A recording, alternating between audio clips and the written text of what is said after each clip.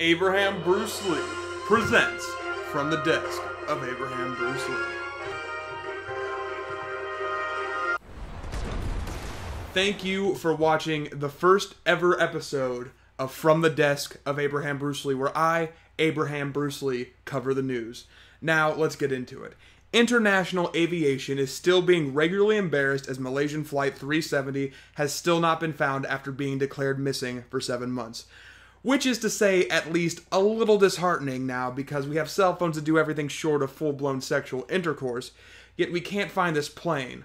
Well, until someone in Silicon Valley makes some sort of airplane finding application on the iPhone, it may never be found. But seriously, it's 2014. How the fuck do we lose a goddamn plane? A commercial plane at that? I also have a tendency to wonder, in the world where companies turn losses into victories, how will Malaysia Airlines spin this negative PR into positive PR? And then I kind of envisioned a commercial where it shows a girl by herself crying in her room. Sad piano music is playing. The camera zooms into her face, does an extreme close-up of her tears, and then all of a sudden a voiceover comes on and says, "Have you ever felt like you wanted to disappear? Malaysian Airlines understands." And then all of a sudden, it starts showing prices and shit. For just $99, you can purchase the suicide package, where you can choose from an assortment of locations where you'll probably die. Raccoon City, the Bermuda Triangle, Silent Hill, pretty much anywhere in Africa, or Detroit, Michigan.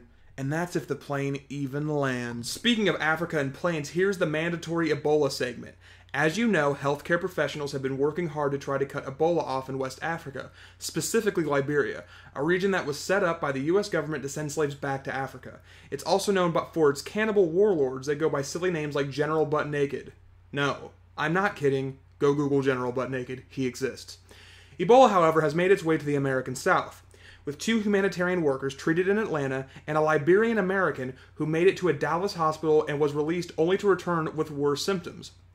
On top of that, nurses who were exposed to the virus were allowed to fly, as in fly on a commercial plane, as in to different parts of the United States, as in they weren't fucking quarantined. You know, too bad they weren't flying on Malaysian Airlines. However, this doesn't surprise me that southern hospitals are having a hard time dealing with Ebola, as the southern states' 3 main approaches to deal with a crisis have no effect on Ebola. They can't convert it to Christianity, they can't execute it, they can't blame Obama, well quite yet. They're going to try. And they can't bargain with it by cutting its taxes. In other words, they've run out of ideas. They don't know what the fuck to do. Speaking of problems people don't seem to have any clue of how to solve, let's talk about ISIS. Oh yeah, those guys. The new edgy kid on the block in the world of Islamic terrorism. It seriously feels like that, as Al-Qaeda has denounced the group with an official statement that sounded something like this. "Back in my day, terrorism meant something. I remember when with just $5 you could buy yourself an IED and still have enough to take your 7 wives to the movie theater." Regardless of Al-Qaeda's disapproval, they've been chopping off heads, recruiting Western youth, stealing U.S. military supplies and equipment, and last but not least, making super sexy, well-edited propaganda videos with theme music that features Islamic prayers and layered auto-tune. The shit damn near sounds like an Arabic translation of a Lorde album. Of course, it's male voices doing the translation because, as you know, as it says in the Quran, and reiterated in a more colloquial fashion on Dr. Dre's The Chronic album, bitches ain't shit but hoes and tricks. Maybe there's a connection, as the word Sharia and Sharia law very closely resembles a name you'd hear from a chick in the hood, like, "Yo, Sharia, spit some of them dope-ass laws."